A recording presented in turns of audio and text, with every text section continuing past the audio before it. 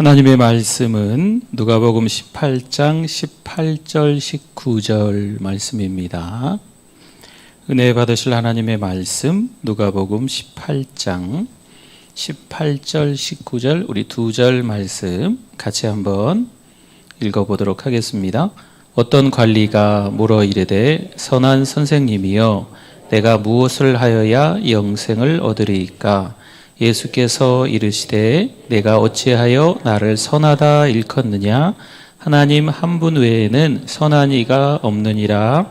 아멘. 네, 오늘 말씀은 마태복음, 마가복음, 누가복음, 이제 공감복음이라고 하거든요. 요한복음을 합치면 사복음서 이렇게 이야기를 하는데 공감복음에 다 나오는 말씀이에요. 물론 이제 부자, 청년, 관리 이렇게 조금 다른 사람처럼 나오긴 했지만 당연히 같은 사람입니다. 그래서 마태복음, 마가복음, 누가복음 이 공감복음에 모두 기록되어 있는데 오늘은 누가복음을 본문으로 해서 말씀을 잠깐 읽었습니다. 이 부자 청년이 예수님께 와서 질문을 합니다. 이 질문 참 좋은 질문이에요. 여러분 살면서 하나님 생각만 한다는 게 축복인 줄 믿습니다. 우리가 하나님 생각하려고 하면 자꾸 사단 마귀가 하나님 생각을 못하게 밥이나 먹어 딴 생각하지 말고 이런다거나 그렇죠? 날도 더운데 뭘 그런 생각을 해. 그냥 멍 때리고 앉아있어. TV나 보고 앉아있어. 하나님 생각하려고 하면 성경 읽고 기도하고 찬송하려고 하면 자꾸 사단 마귀가 아이고 피곤하잖아. 그냥 누워 자.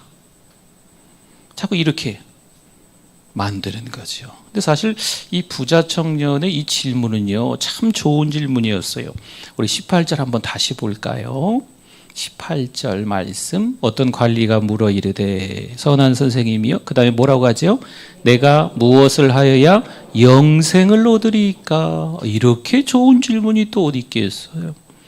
네, 하나님 생각하고 있다는 거거든요. 그런데 이 청년이 질문도 좋은 질문이었는데 태도도 참 괜찮았어요. 마가복음에도 나와 있는 내용을 보면 마가복음 10장 17절에 마가의 관점에서는 또 이렇게 기록했어요. 예수께서 길에 나가실새 한 사람이 어떻게 왔다고요? 마태복음과 누가복음에는 없어요. 근데 마가복음에만 있어요. 달려와서 어떻게 해요? 꿇어 앉아. 나머지는 똑같은 말씀이에요. 어떤 한 젊은 청년이, 부자 청년이 어떤 관리인 것 같아요.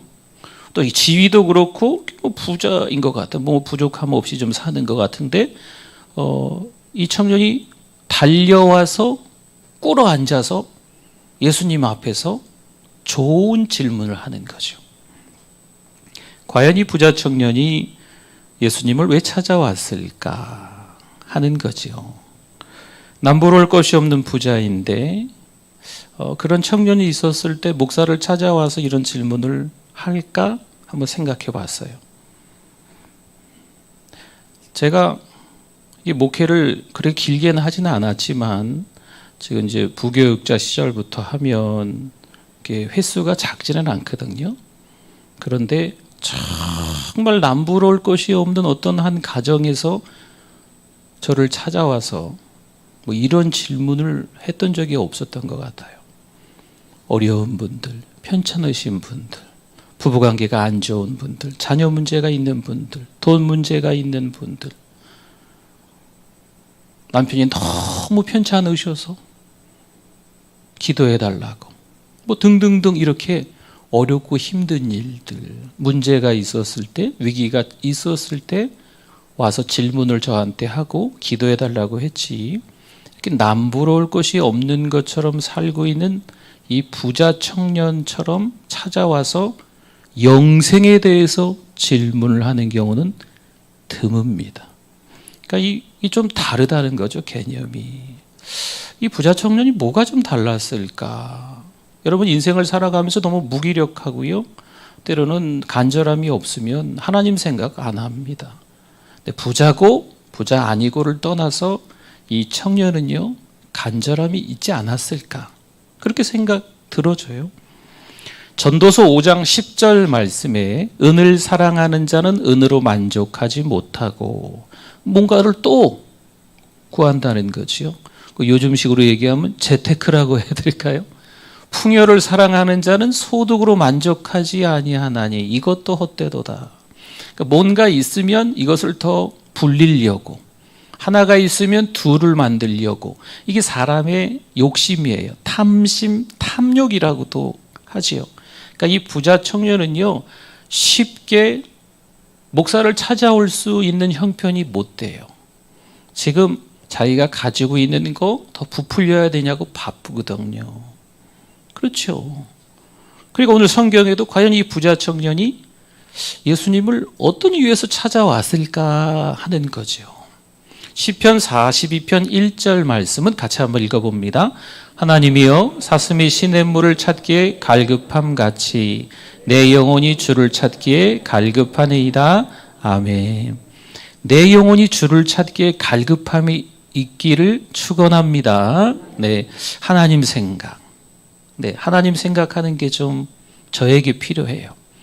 하나님 생각하는 시간들을 조금 만드는 게, 뭐 세상이 이렇게 힘들지, 뭐 먹고 살기가 이렇게 힘들지, 여러 사람들과 지내면서 관계도 좀 어렵고, 이렇게 힘들고 어렵다, 죽을 것 같다, 이런 것만 너무 집중하지 마시고, 누구 생각? 하나님 생각하는 거죠. 이 세상 것에 하나님의 생각을 좀 빼앗기지 않았으면 좋겠어요. 네. 영혼에 대한 갈급함. 어떻게 영생을 얻습니까? 아주 좋은 질문 아니겠어요? 간절함이, 뭔가 갈급함이 이 젊은 청년에게 있지 않았을까? 라는 생각이죠. 그럼 예수님의 반응은 어떠셨을까요? 마태복음, 마가복음, 누가복음 동일합니다. 십계명에 대해서 예수님이 말씀을 해주세요. 그런데 부자 청년이 이렇게 얘기해요. 내가 어려서부터 어떻게 했다고요? 그걸 다 지켰습니다. 라고 얘기하죠. 참 이 간절함이, 갈급함이 있었던 것 같은데 또 이 장면을 보면 좀 거만한 것 같고 좀, 네, 뭐 어느 정도 좀 이렇게 다 뭐 누리는 삶을 좀 사니까 조금 우쭐거리고 있는 건가? 네, 뭐 이런 느낌도 받았어요.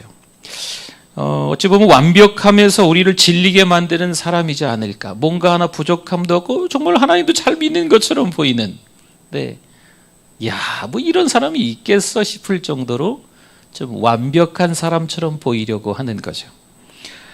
오늘 22절 한번 보세요. 22절 주님께서 한 말씀 더 하세요. 예수께서 이 말을 들으시고 이르시되 내게 아직도 한 가지 부족한 것이 있으니 내게 있는 것을 뭐라고 하십니까? 다 팔아 가난한 자들에게 나눠주라. 그리하면 하늘에서 내게 보화가 있으리라. 그리고 와서 어떻게 해요? 나를, 예수님을 따르라. 이렇게 말씀하십니다. 내게 있는 거 다 팔아 가난한 자에게 나눠주고 그리고 그 다음에 나를 따라라. 주님의 말씀이죠.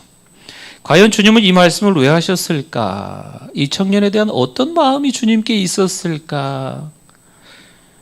근데 이 마태의 관점과 이 누가의 관점과는 다르게 이 마가복음에는 조금 다른 이야기가 있었어요. 그래서 본문을 잘못 정했네 이런 후회까지 할 정도로 이 마가의 관점은 조금 더 자세하더라고요.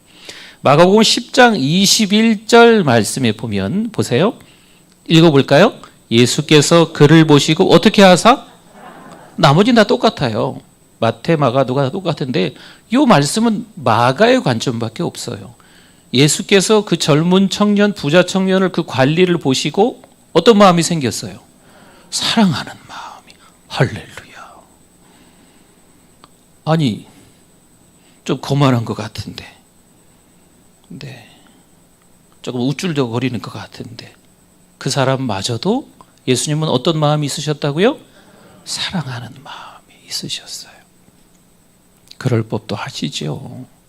네, 예수님이 십자가를 지고 우리를 위해서 죽으셨는데 뭐 가려서 예수님이 사랑하시겠어요? 그렇죠?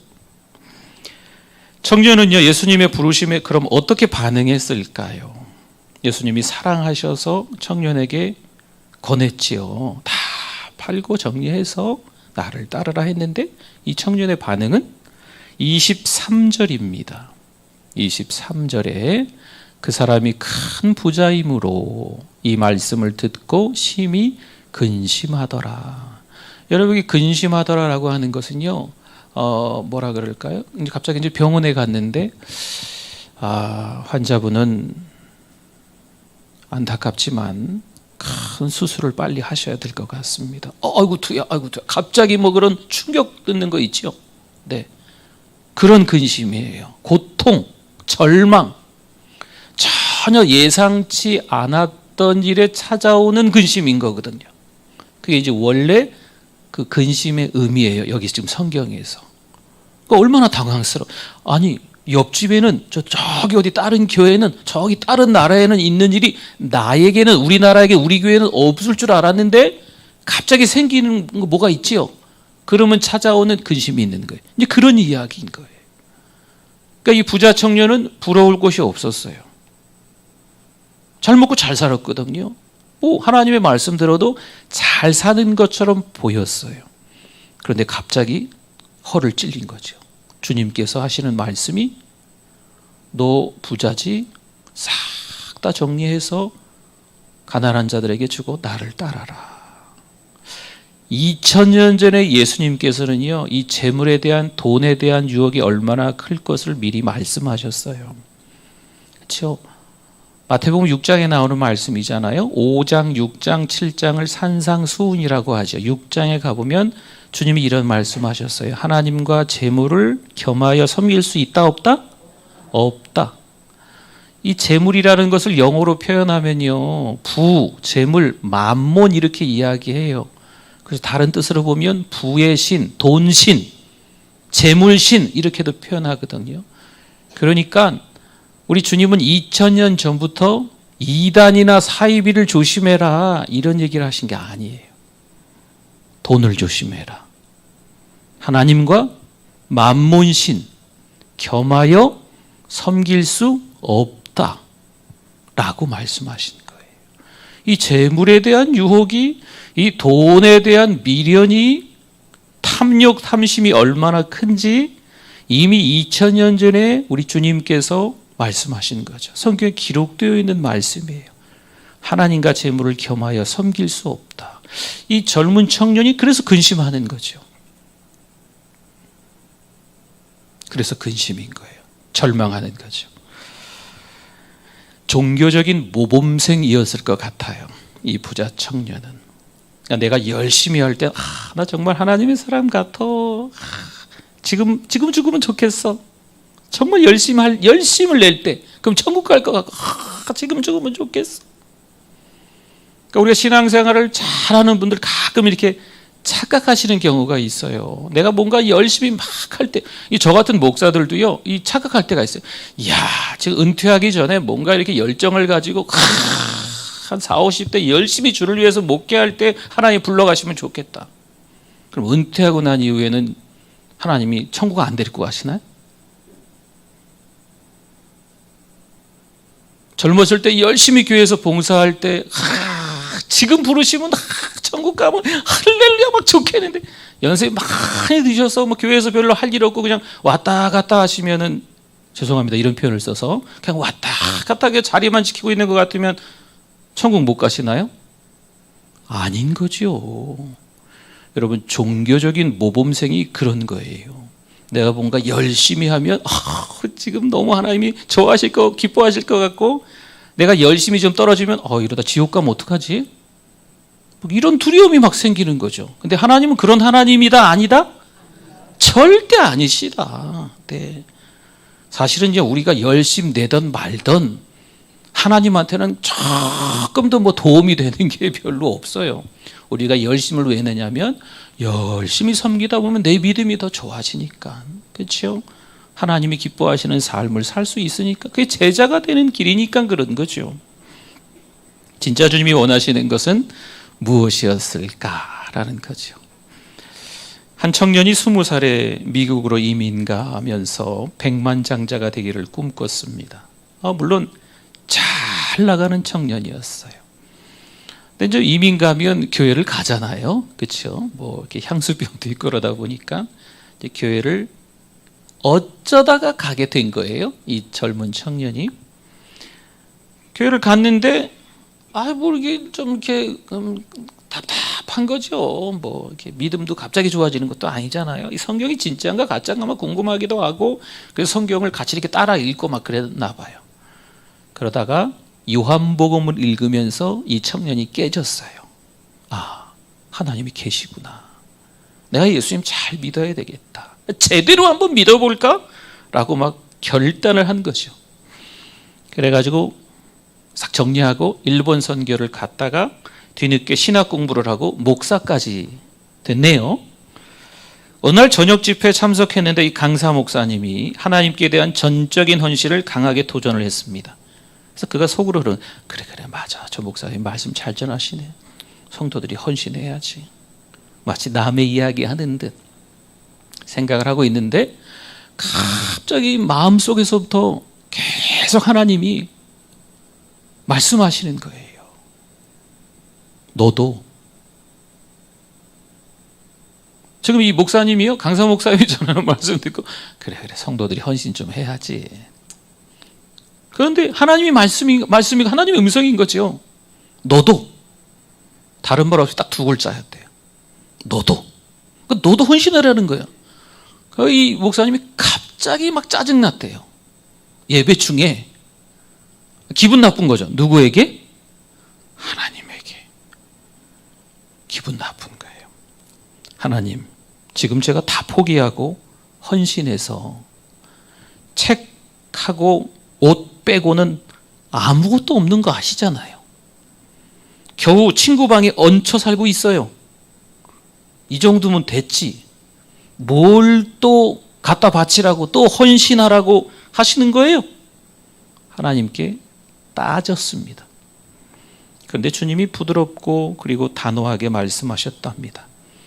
나는 너에게 있는 무엇을 요구한 게 아니다.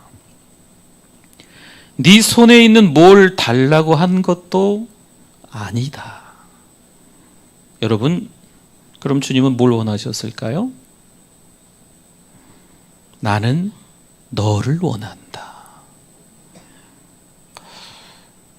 윤성철 목사님이라는 분이에요. 네, 이제 책 제목이 조금 좀 그런데 올인 아시죠? 뭐 다 걸다 그런 거죠.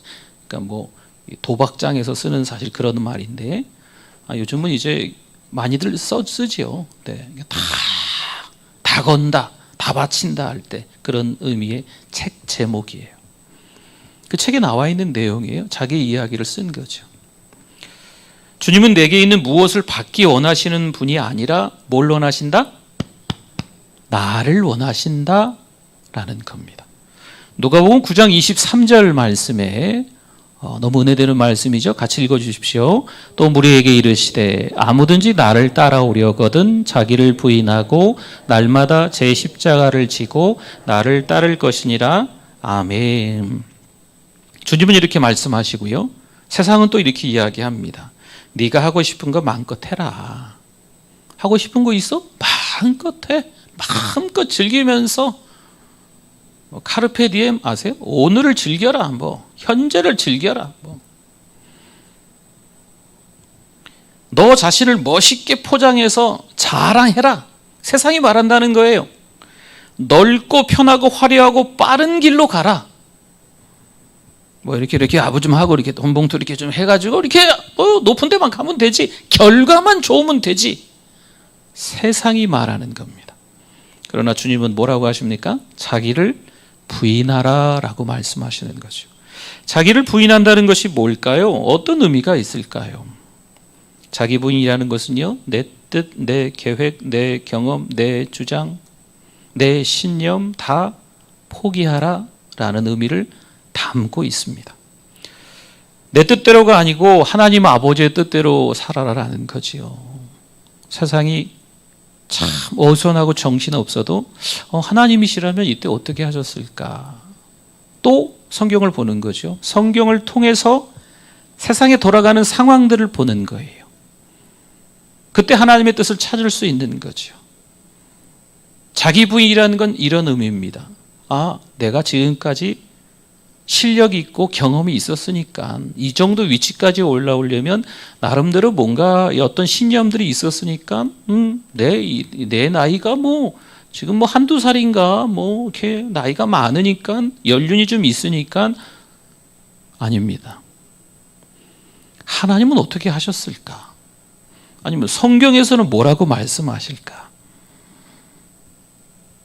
이게 하나님이 기뻐하시는 삶을 살아가는 하나님의 자녀의 태도입니다. 갈라디아서 2장 20절 말씀도 같이 한번 읽어보겠습니다. 내가 그리스도와 함께 십자가에 못 박혔나니 그런즉 이제는 내가 사는 것이 아니요 오직 내 안에 그리스도께서 사시는 것이라. 이제 내가 육체 가운데 사는 것은 나를 사랑하사 나를 위하여 자기 자신을 버리신 하나님의 아들을 믿는 믿음 안에서 사는 것이라. 아멘. 주님이 먼저 십자가를 지셔가지고요, 다 전부를 다 주셨잖아요. 우리가 뭔 할 말이 있겠어요? 주님께서 먼저 다 주셨는데, 그렇죠? 하나님이 다 주셨는데, 그러니까 우리 자신을 부인하고 날마다 우리 십자가를 지고 주님을 따라가는 게 당연한 우리 믿음의 사람들의 자세, 태도이지요. 주님 아니면, 하나님의 은혜 아니면 어찌 우리가 지금 여기 이렇게 나와서 예배 드릴 수 있겠어요? 여러분, 세상 돌아가면서 참 많은 일들이 있더라고요. 이 격변하는 세상, 어찌 보면 이 코로나가 변곡점이 아닐까, 아주 무서운 분기점이기도 해요. 뭐 저기 어디는 뭐 몇 개의 나라가 뭐 계속 지금 불탄다며요. 뒤숭숭해요. 이러다 주님 오시는 거 아니야? 네. 뭐 그런 생각을 한두 번씩 다 지금 하시잖아요. 그렇죠? 그러니까 이때 우리 믿음의 사람들이 어떤 자세, 어떤 태도를 가져야 되는지 하나님 생각하고 또 성경을 보고 하나님과의 관계를 위해서 기도 많이 하시고 입 열면 감사하시고, 그렇죠? 칭찬하시고 험담, 비판 뭐 이런 거 좀 하지 마시고 뭐 오해 같은 거 하지 마시고. 네. 오늘 부자 청년에게 내 소유를 팔아 가난한 자들에게 나눠주고 나를 따라라 주님이 말씀하셨어요. 그럼 이 말씀이 어떤 의미인지 여러분 좀 감이 잡히시죠? 주님께서 원하시는 건 이 부자 청년의 재물이 아니에요. 주님께서 원하시는 건 뭐예요? 그 한 사람이죠, 그렇죠? 네, 너를 원한다 주님이 말씀하시는 거잖아요. 그런데 이 부자 청년은 그 재물을 꽉 쥐고 있는 거죠. 다시요, 마태복음 6장에 하나님과 만몬신을 겸하여, 하나님과 재물을 겸하여 섬길 수 있다 없다? 없다. 근데 하나님을 잘 섬기는 종교적 모범생처럼 보이지만 이 재물을, 만몬신을 붙잡고 놓지를 못하는 거죠. 하나님은 너를 원하는데, 이 부자 청년을 원하시는데 이 부자 청년은 재물을 쥐고 있는 거예요. 세상 보기에 우리는 미친 사람처럼 보일 수 있습니다. 네, 이 판국의 예배냐고. 그런데 여러분, 가정에 돌아가서 열심히 잘 섬기세요. 혹시 남편이 안 믿으십니까? 요즘 더 잘 섬겨주세요. 네, 뭐 그제 우리 중고등부는 뭐 세족식을 했다던데, 발을 닦아주는 게 세족식입니다. 낮은 자세로 발을 닦아주면서 이렇게 좀 섬겨라. 예수님이 제자들의 발을 씻겨준 것처럼. 예수님 안 믿는 남편이 있으면 발을 닦아주세요. 아멘이 안 나오시네. 신앙생활을 좀 더디하는 가족들이 있으면 네, 더 잘 섬겨드리세요. 네. 직장에서도 쓰레기통 좀 치워주시고 커피 심부름도 해드리세요. 뭐 직책이 높아도 연세가 많아도 우리 믿는 사람이니까 네, 그런 것 좀 굳은 일들, 힘든 일들을 좀 섬겨드리는 거죠. 하나님이 원하시는 건 그런 자세거든요. 오늘을 살아가는 우리가 정말 힘들고 어려운 건 일상입니다. 이제 2000년 전이나 지금이나 예수 믿는다는 것으로 인하여서 핍박받는 건 일상이에요. 네, 그건 변함이 없을 거예요. 앞으로 2000년 후에도 아마 변함이 없을 거예요. 그러나 그때 우리 믿음의 사람들의 태도, 하나님을 꽉 붙잡는 그 자세, 그건 변함이 없어야 되거든요. 야, 김 과장이 다니는 교회면 나 갈게. 당신이 다니는 교회라면 내가 따라갈게. 반대로, 아이고, 저 하는 거 보니까 저 예수쟁이라고, 아이고, 뭐 일도 잘 못하고, 뭐 이게, 아이고, 저 예의 범절도 없고. 그러면 어떡해요? 우리 시어머니가 다니는 교회라면 난 절대 안 가. 이러면 얼마나 슬퍼요. 그렇죠? 시어머니가 권사님이신데, 예를 든다면 죄송합니다. 네. 그러니까 우리가 믿음으로 신앙생활을 잘한다 이렇게 하는 것은요, 며느리도 이뻐해 주는 거예요. 네. 사위도 이뻐해 주고, 그렇죠? 굳은 일도 가정에서, 직장에서, 주변 사람들과의 관계에서, 나도 먹고 살기 힘들지만 다음 달에 이 카드 이거 대금 나오려면 골치 아플 수 있지만 먼저 달려가서 계산을 딱 하는 거죠, 믿음의 사람들이. 네. 요즘 제가 이렇게 목사님들 한두 명 만나면 기분 좋게 계산합니다. 뭐 예전에도 계산했지만 왜 그럴까요? 뭐 카드가 하나 생겼어요. 다 알지요? 네. 그 카드 잘 쓰고 있어요. 네. 네, 맞아요. 그 카드요. 그 카드. 우리 잘 섬기시면서 또 한 주간 사시기를 축복합니다.